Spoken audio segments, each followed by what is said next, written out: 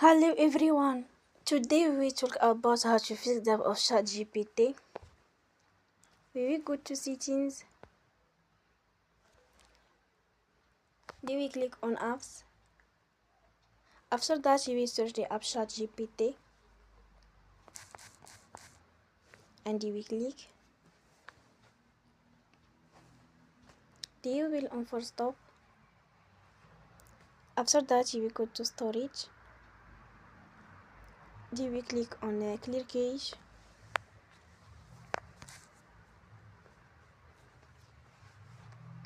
In the end, you will turn off your Wi-Fi and you will turn again.